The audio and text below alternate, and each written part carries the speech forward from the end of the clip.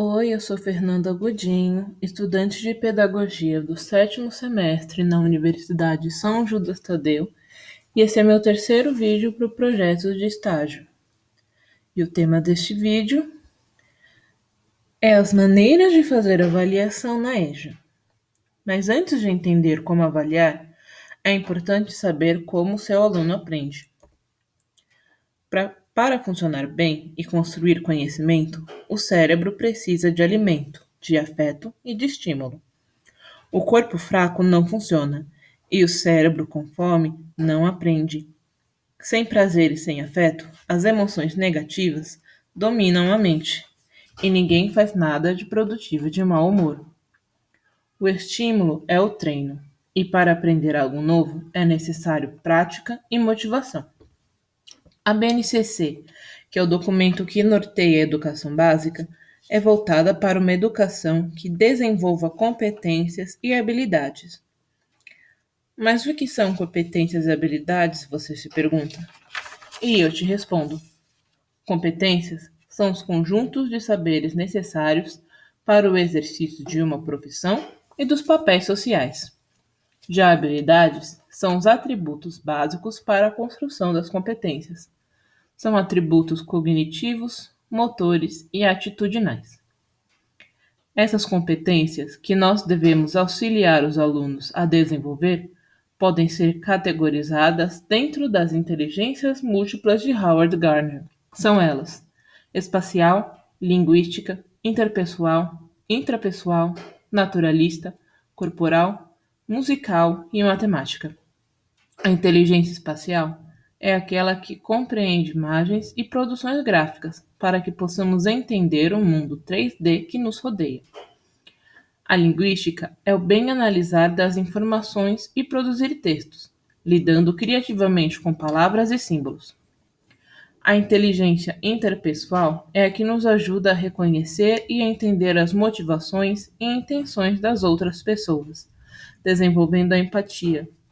Já a inteligência intrapessoal é compreender a si mesmo, seus próprios sentimentos e desejos. A naturalista é aquela que distingue as plantas, os animais, os fenômenos da natureza, nos fazendo compreender a relação entre os seres vivos e o ambiente. A inteligência corporal é a que nos permite usar o corpo para criar situações e resolver problemas, coordenando a mente e o corpo como uma unidade. A musical é a inteligência de produzir e compreender diferentes tipos de som, ritmos, tons e timbres. Por fim, a matemática é a capacidade de desenvolver equações, fazer cálculos, resolver problemas, quantificar dados e avaliar hipóteses. Ninguém consegue desenvolver todas essas habilidades ao máximo. Cada um, em sua biologia e vivência, se destacará mais em séries de inteligência. Mas para ter uma vida plena e satisfatória, a pessoa deve ser capaz de dominar o básico de cada uma delas, para que possa resolver situações do cotidiano com maior fluidez. Tendo isto em mente, o professor precisa conhecer também as zonas de Vygotsky. Isso é bem fácil. São duas zonas. A primeira é a zona de desenvolvimento proximal, também chamada pela sigla ZDP. É o nome dado à situação em que a pessoa aprende com a ajuda de alguém que tenha mais experiência e conhecimento sobre o assunto. Neste caso, você, professor. Já a zona de desenvolvimento real, ou ZDR, é aquele momento em que a pessoa consegue realizar atividades e solucionar problemas sozinha. Esse aprendizado vem através da leitura, de prática e de convivência. Também é preciso falar da taxonomia de Bloom, ou classificação de Bloom, que mostra os estágios da evolução do conhecimento. Você, professor, precisa saber em qual estágio o seu aluno está para poder avaliá-lo corretamente. A versão clássica da taxonomia, elaborada por Benjamin Bloom em 1954, apresenta a seguinte configuração. Primeiro vem o conhecimento, a informação. Depois, a pessoa passa para o nível da compreensão, quando se é capaz de discutir o que é conhecido. O terceiro nível é a aplicação, onde se emprega aquilo que agora é compreendido. Depois se evolui para a análise, quando se investiga e experimenta. Vem então a síntese, quando a pessoa é capaz de coordenar e esquematizar. Por último, vem a avaliação, etapa em que o aluno consegue julgar com base no conhecimento profundo construído ao longo do processo. Em 2001, estudiosos publicaram uma versão revisada da taxonomia de Bloom, mais fácil e atual para ser reconhecida na sala de aula. Os estágios de aprendizagem agora são lembrar, entender, aplicar, sintetizar e criar. Para produzir uma boa avaliação, é necessário também ter em mente o reconhecimento dos 4 pilares da educação, definidos pela Unesco em 1996. Os 4 pilares são aprender a conhecer, aprender a fazer, aprender a conviver e aprender a ser. Esses pilares são essenciais para a sua avaliação, pois estão intimamente ligados à tabela de objetivos para o plano de aula, que vimos no meu primeiro vídeo do projeto, que te ensinava a montar 2 tipos de plano de aula. Perceba que aprender a conhecer é a primeira coluna da tabela. Os verbos conceituais que determinam as competências a serem desenvolvidas na sua aula. Aprender a fazer está na segunda coluna, dos verbos procedimentais, que indicam as habilidades. E o saber conviver e o saber ser estão na terceira coluna, dos verbos atitudinais, que são as atitudes que seus alunos devem levar para o dia a dia. Agora podemos começar a falar propriamente das avaliações. Existe a avaliação quantitativa, que é feita em longa escala e serve para classificar e selecionar, como os vestibulares e os simulados. A avaliação qualitativa é mais presente no nosso dia a dia. A avaliação qualitativa é a que tenta perceber o desempenho do aluno, acompanhando o desenvolvimento dele na sala de aula. Dentro da avaliação qualitativa, temos 4 subcategorias: a diagnóstica, a formativa, a somativa e a auto.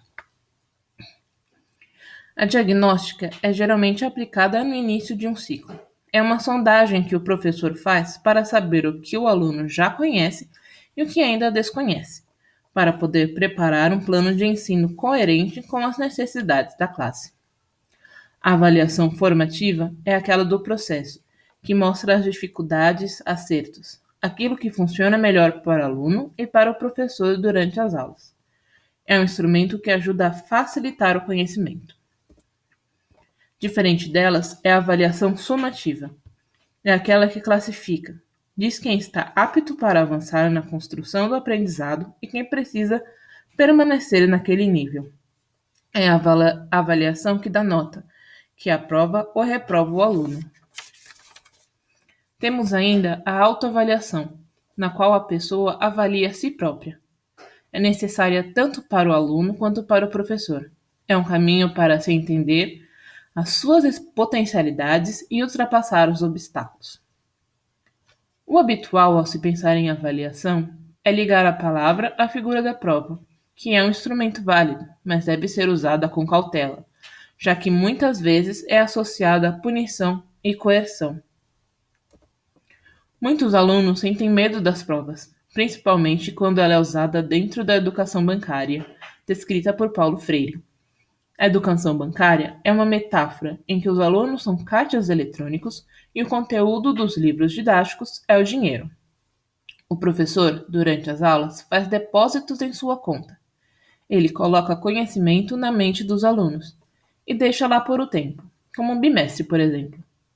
E então, volta ao caixa e faz um saque. O aluno coloca todos aqueles saberes no papel, ficando então vazio, esperando pelo próximo depósito. Se o papel do professor é criar aulas divertidas, que estimulam o aluno a querer aprender cada vez mais, então o professor deve também ser responsável por criar momentos de avaliação que sejam igualmente divertidos e motivadores, e não uma penalidade que esgota seus alunos. Agora nós veremos alguns métodos de avaliação. A prova objetiva é o clássico modelo de testes, em que o professor prepara uma pergunta e alternativas como respostas, e o aluno deve escolher a única correta. O objetivo dessa prova é mensurar o quanto o aluno guardou daquilo que lhe foi apresentado durante as aulas, sendo assim um exemplo clássico da avaliação somativa, dentro da educação bancária.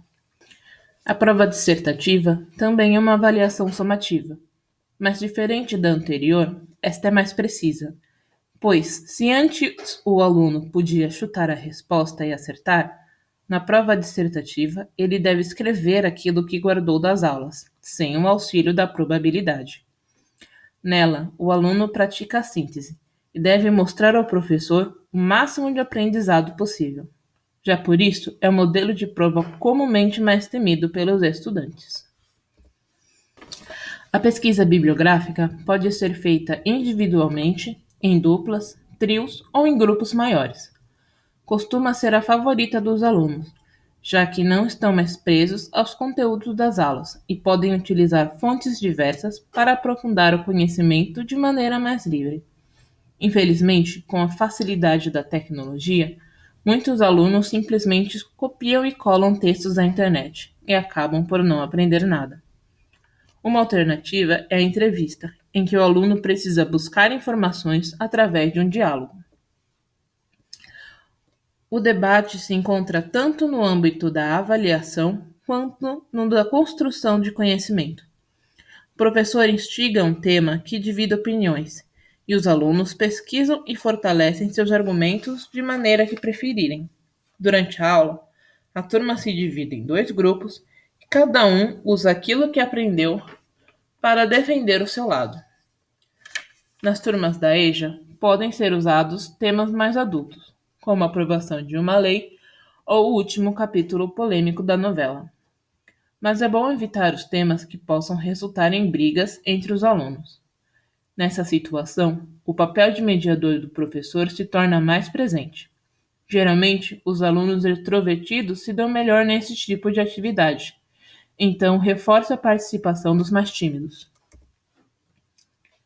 Se a prova objetiva já assusta os alunos, o seminário é motivo de pesadelo. Porém, a importância deste método é enorme. Saber falar em público, dominar o nervosismo e a postura, organizar os pensamentos e a satisfação ao concluir um desafio são parte do dia a dia de um trabalhador. Se para as crianças e os adolescentes isto parece um futuro distante, para os alunos da EJA, que muitas vezes já são proletariado, vencer um seminário é tarefa urgente. Para aumentar o conforto durante essa atividade, o professor deve estimular que os alunos pesquisem e falem sobre um tema que lhe interessa, ao invés de impor. A redação é outro modelo temido, porém muito necessário. Se para alguns o problema é falar em público, para outros o problema é se expressar através da escrita. O tema de uma redação deve ser algo muito discutido em classe, um tema que os alunos conheçam bem. A redação é uma avaliação sumamente formativa, que busca mais analisar o processo de ensino e aprendizagem do que a aquisição de conhecimento. As provas online também são interessantes. Mesmo seguindo os modelos de provas objetivas e da dissertativas, aqui a tecnologia digital é inserida.